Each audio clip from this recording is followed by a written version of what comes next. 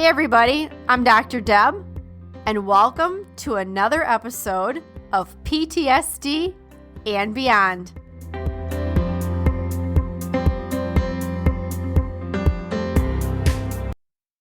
Welcome to the PTSD and Beyond podcast, where we give you insights into post-traumatic stress, trauma recovery, healing, and beyond.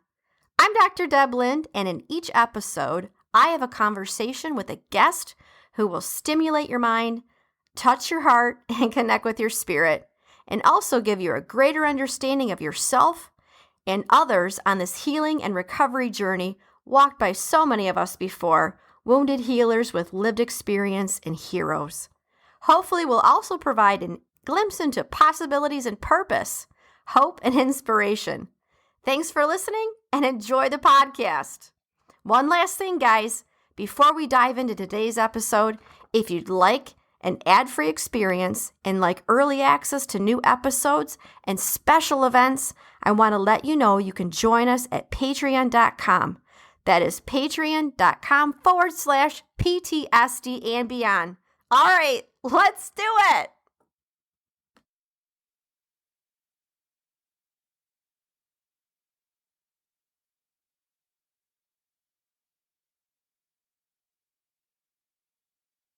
Today's episode of PTSD and Beyond is proudly sponsored by the U.S. Department of Veterans Affairs Biorepository Brain Bank, dedicated to advancing research on brain disorders that impact veterans. The VABBB is seeking participants both with and without neurological conditions. Your involvement can lead to important breakthroughs and support life-changing research. Visit www.research.va.gov/programs and click on the VA Biorepository Brain Bank, or check out the show notes to learn how you can get involved in making a difference.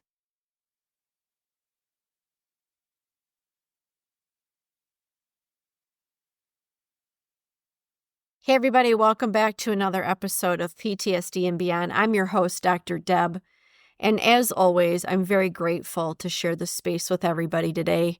Today we're going to be diving into a difficult but very important topic, disasters.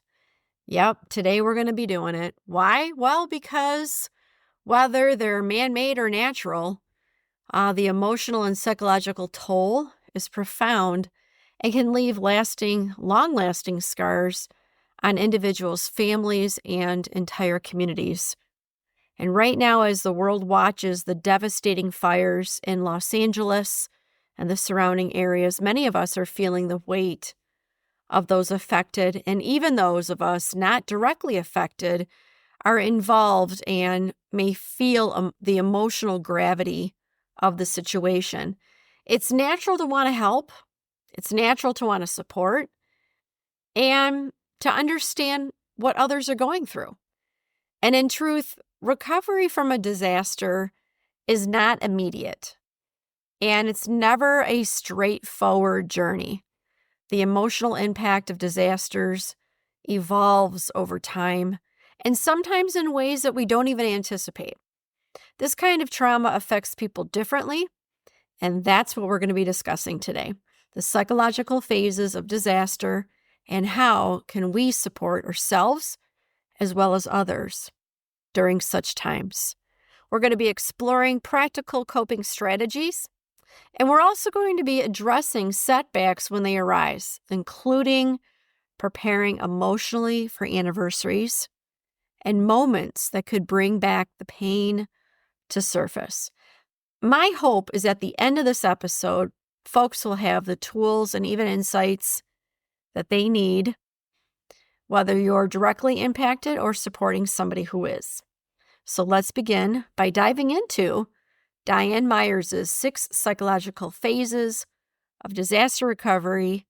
These phases are critical in understanding how we process and cope with trauma, and they provide a roadmap for healing. All right, let's dive in, everybody. Diane Myers is a prominent expert in trauma recovery. She's identified 6 psychological phases that most people go through after experiencing a disaster.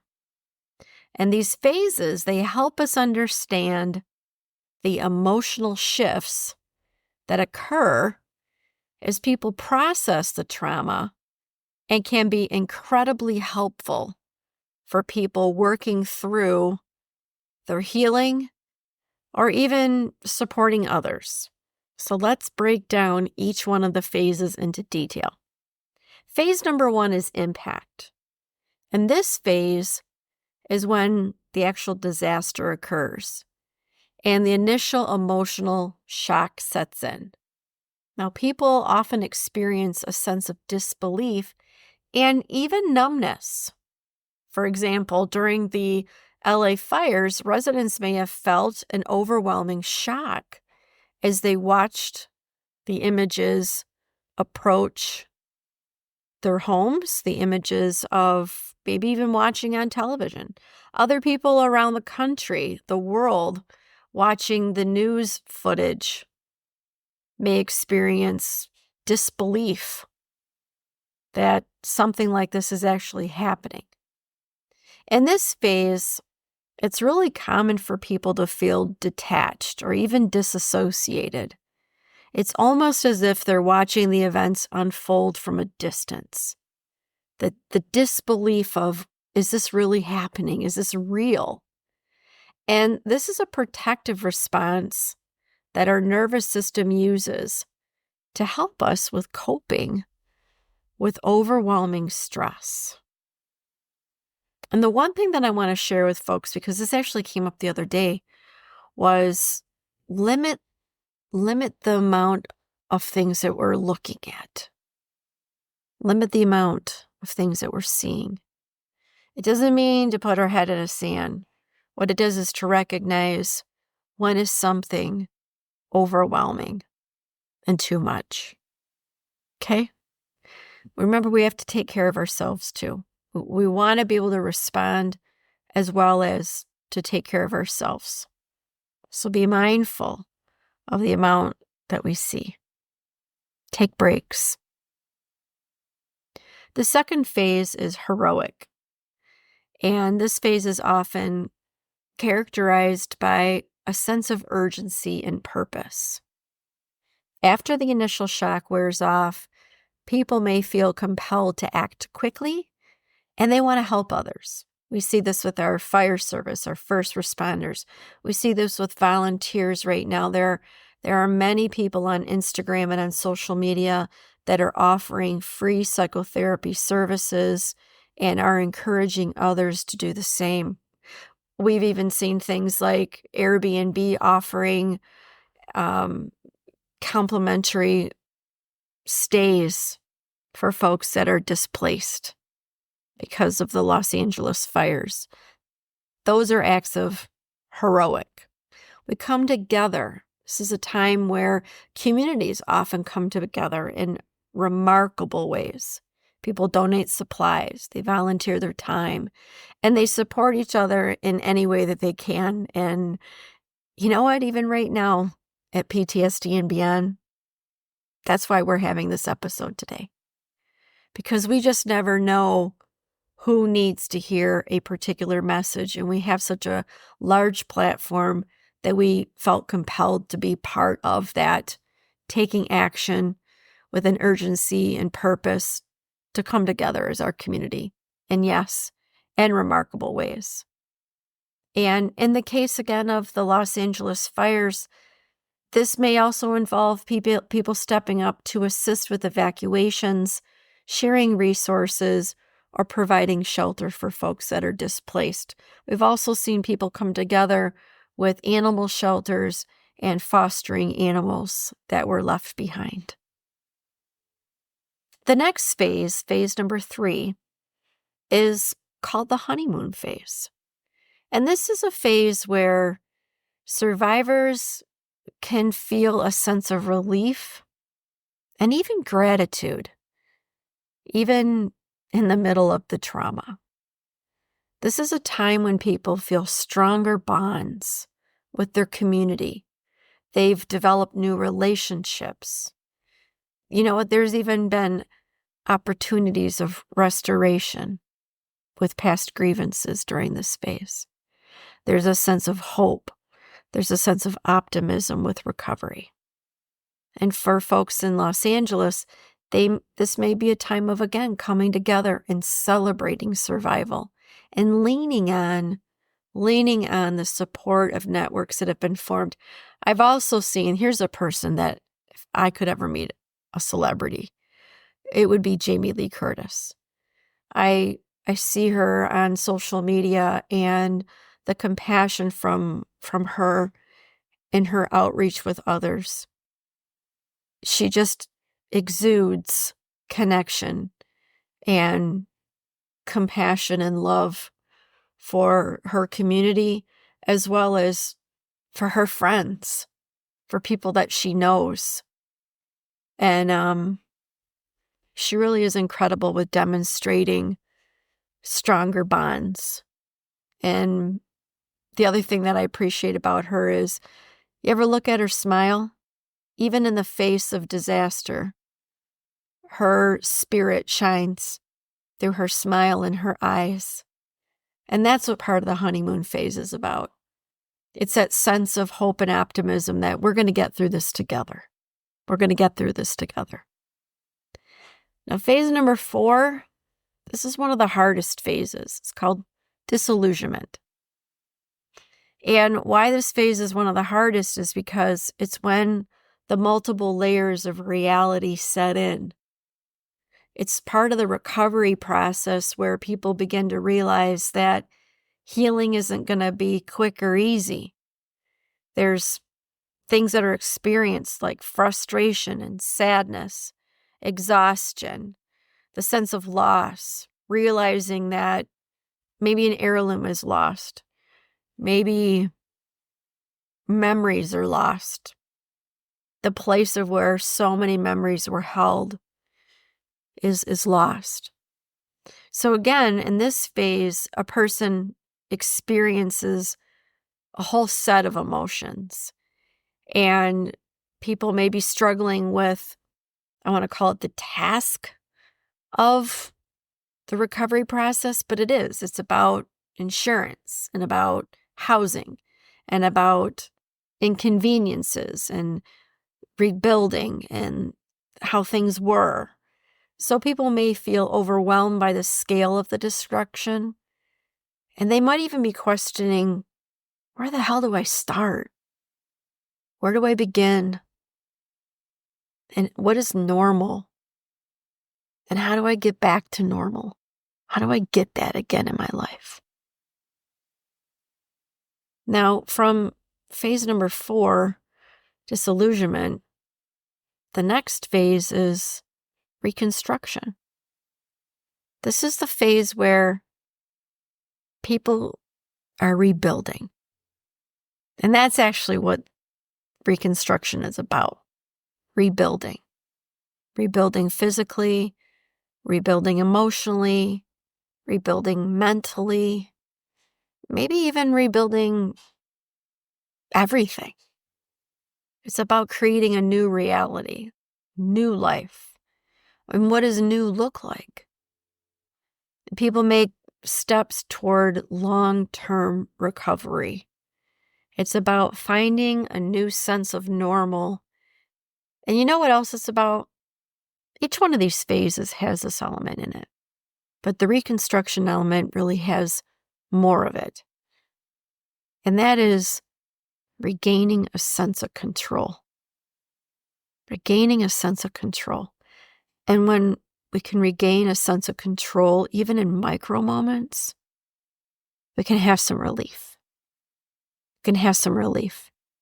And while this phase of Reconstruction can be incredibly difficult because, again, it has all of the things that we need to address. Things like, okay, what are my sheets going to look like? And oh my gosh, I realize that I don't have that scarf and I need to get a scarf. You know what? I went to go look for that can opener and fucking hell, it's not there. It's those moments of, you know what? I got to go get a can opener. It's also recognizing that there can be little things, small things that are reactive because I'm realizing that I had something and now I got to rebuild it. So this phase can be incredibly difficult. And it's also where people begin to rebuild their communities and reconnect with their support systems.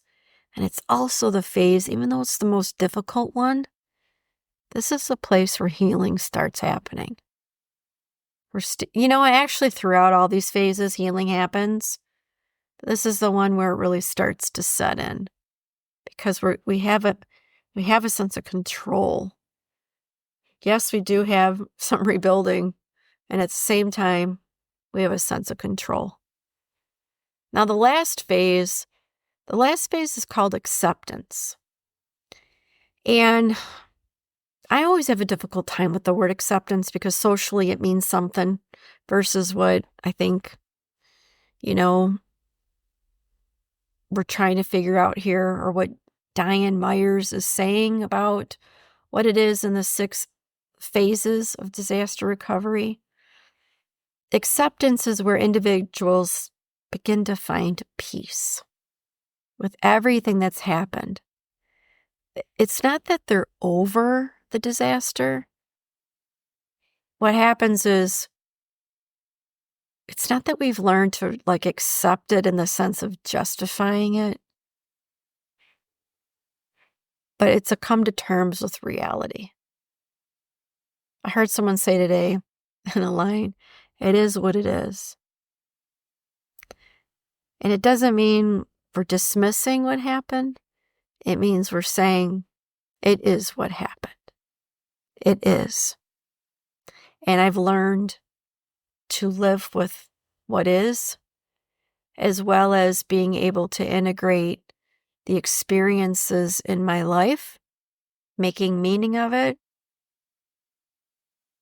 healing from it, rebuilding communities, rebuilding my life, reconnecting. And I've also been able to figure out a way to move forward. And the survivors of the Los Angeles fires may come to terms with the loss of their homes and the places where they made memories, and they'll find ways to rebuild their lives and to rebuild a new normal and create new memories. Understanding these phases is essential because they provide an insight into the emotional roller coaster that people may experience. It's important to know that everyone moves through these phases in their own time. There's no right way, there's no wrong way, and there's no right or wrong way to grieve. There's no right or wrong way to heal, and there's no wrong or right way to rebuild. Some people are going to be rebuilding right away because it's their way of coping, and others are going to want time to process. Others are going to want to sit. They're going to want to sit, and they're going to want to be. And that's okay. So the next question is, how do we support ourselves and others through these phases, especially as we witness the current fires and the trauma that it causes? And I want to mention something too. There are a lot of people right now that are helping. We have our neighbors to the north in Canada that are helping. We have firefighters that are helping across the country. We have disaster relief support that's helping. We have people that are boots on the ground. We have regular neighbors that are helping. We have people that are getting together to try to figure out ways to ship supplies and coats and basic essentials. And what does that look like? The one thing I want to ask people, and I'm not trying to be facetious with this question, I really mean this question. Why does it have to take a disaster for us to come together? Why does it have to take a catastrophic event, another catastrophic event, for us to find the love in our hearts to help one another? Why can't we do that all the time? What would the world look like if we did? So maybe, just maybe, we can take this situation and continue it. I hope so. I hope we do. Because we need it. The world needs it. We need each other. So now that we've understood the psychological phases, let's talk about some practical strategies for coping and supporting one another and others through this process. Because, like I said before, recovery doesn't happen overnight, and it's essential to approach recovery with patience, with compassion. And when someone gets angry, know that it's a normal reaction to a catastrophic event for both ourselves and for everybody around us. So here's some coping strategies. The first one is self-care. Oh, I know she said it, right? How often do we not do this? Especially the people that are affected by it and the ones who are on boots on the ground, first responders. When facing the aftermath of a disaster, self-care is more important than ever. It's easy to get overwhelmed. It's easy to make excuses and say, I got to get back out there. Making time for rest, eating nutritious meals, nutritious snacks, drinking water, and engaging in calming activities helps us stay grounded. So whether we're dealing with the trauma of a disaster or supporting someone who is, taking care of ourselves is crucial. It is. And it's not about making time, okay? It's about pausing, even for a few minutes, even for 5 seconds, even for 30 seconds. Micro moments matter. The second thing is coping strategies is creating routine. So during times of upheaval, creating a sense of normalcy is one of the most helpful things we can do. And this could mean sticking to familiar routines, like waking up at the same time, eating comfort foods, engaging in activities that bring comfort. It's those things that are going to help us. Routine helps the brain feel more in control and can bring a sense of stability to our nervous system, to our mindset, and our physical body and our emotions. The third thing is, I know this one's a tough one, trust me. The third one is seek help. Sometimes, emotional toll can be so much to handle, and it's okay. So reach out to resources for whether it's professional help or clergy assistance. But reach out. Remember, we've got the nationwide 24/7, 365 number here in the United States. We can either call it or text it. It's 988. Reach out. Reach out to a warm line. Contact somebody that you know, which leads me to the fourth thing, community support. Reach out to others, whether it's family, friends, a support group. It's so valuable. It is absolutely valuable. Now, my preface on the community support. If there's a person who's constantly a naysayer, there's a person that you're around and they're constantly showing you images, stirring up the pot, well, that might be their way of coping. It might not be the best way. It might not be the healthy way. Eating the ice cream first, that can be okay. It can be an okay way to cope. It can be. Even being a little snarky. But when it's repeated over and over again, and it goes on longer than, say, like a day, it goes into a week, then we're talking something else. Because that kind of an attitude can be really draining. Actually, let's just be frank, it can be draining. And who wants to be around that, especially at a time like this? So connect with others who have either shared experiences and they can understand, they can relate. And if you're witnessing something from afar, you're not in the LA area, consider donating, volunteering, or offer emotional support to someone who's directly impacted. The one thing I also want to mention to people is while we might not be there, this affects everybody. Again, we're all people. We're all people. Can't we reach out and unite instead of beating the shit out of one another? How about we reach out and say, you know what? I got you. I might not know you, but you're a human being and so am I. And I care. I care about you. Donate to your shelters. Connect with other pet rescues. Foster an animal. Try to help out in any way that you can. And make sure if you are donating that it is a credible, reputable resource. The next thing I want to talk about is addressing setbacks. Because you want to know what? As much as we have knowledge, we got to be real. Setbacks are going to happen, especially during long-term recovery. We need to prepare for those moments. What are we going to do when we feel moments of sadness, of frustration, even after when we've restarted to rebuild? Because setbacks, when they do happen, it's really important to be gentle with ourselves. It is. You know what one of the worst things someone can say to you is? And this is for people listening. Get over it.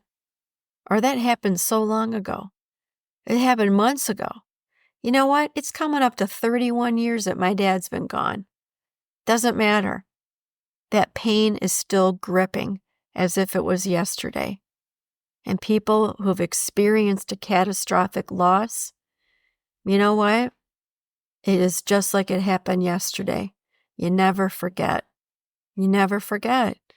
So instead of being a stigma megaphone and saying, oh, boy, it was months ago, it was years ago, it happened so long ago, when you going to get over it?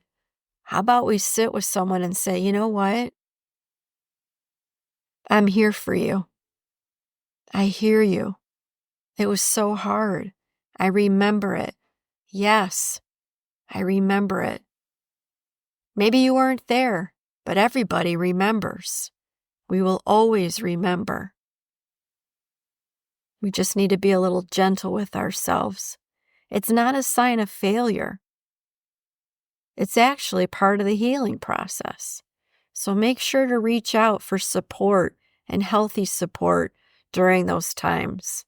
And again, if someone says, well, I don't have anybody, we actually do. We have the warm line of 988, and it's okay to call that number.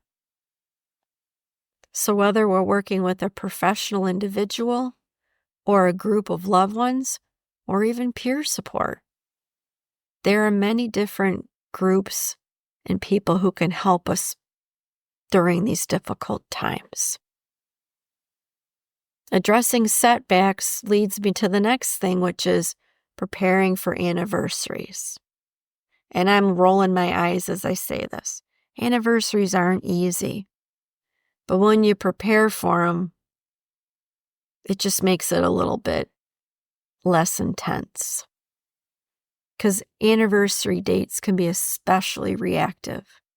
The first anniversary date, as it approaches, many survivors can experience a resurgence of grief or trauma, and it's important to prepare for these anniversaries by creating a support system or a plan ahead of time. Make plans to spend time with other people who understand the experience or engage in activities that promote healing. That can look like journaling. I can share with you something that I do on anniversary dates. I know I already mentioned my dad. So one of the things that I do is to celebrate his life is to do something that he enjoyed. That actually helps me. And maybe that might be a suggestion that helps someone else too. What is it that you enjoyed doing? And it brings back happy, positive memories. And yes, and a little bit of grief. Maybe there's a memorial service that people might want to participate in, or do something meaningful in honor in the lives that were lost or the things that were lost or the trauma that was experienced. Preparing is key. I have found that to be very effective for myself. It's when we don't prepare that unfortunately we actually have more difficulties. As we wrap up today's podcast episode, and I do want to thank everybody for being here because this one was really important. Not saying that the others aren't, but I really felt compelled to say something. To do more than just say something, but provide some information that would be helpful. Because I just couldn't sit back and do nothing. I can't. It's not in us in this community of PTSD and beyond to sit at the sidelines and watch everybody run toward. This is our way of running toward. This is our way of extending hands and saying, we have you. We're here with you. We see you. We know you're there. We know you listen. And this is our way of helping. I want to leave folks with a final thought.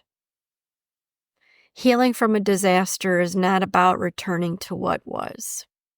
I wish it was, but it isn't. It is about moving forward with what is.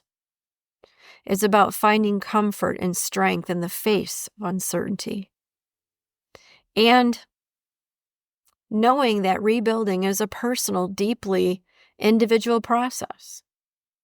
As one powerful quote reminds me, and I hope that it reminds us, that healing is not about returning to what we were before, but about finding strength in who we become after. Whether you're directly impacted by the fires in Los Angeles, or supporting others, or maybe this podcast episode, or maybe something you saw earlier today, has you so moved that you want to do something. Remember that healing takes time, and there's no right or wrong way to heal, and there's no right or wrong way to move through it. Thank you so much for being with me today. And if you're affected by a disaster or know someone who is, I encourage you to reach out for support. And if you found this episode helpful, do me a favor. Please share it with others who may need to hear this information and this message. And as always, take care of yourself, and let's take care of each other, eh? Because remember, we're better together, we're stronger together, and take what resonates and go beyond.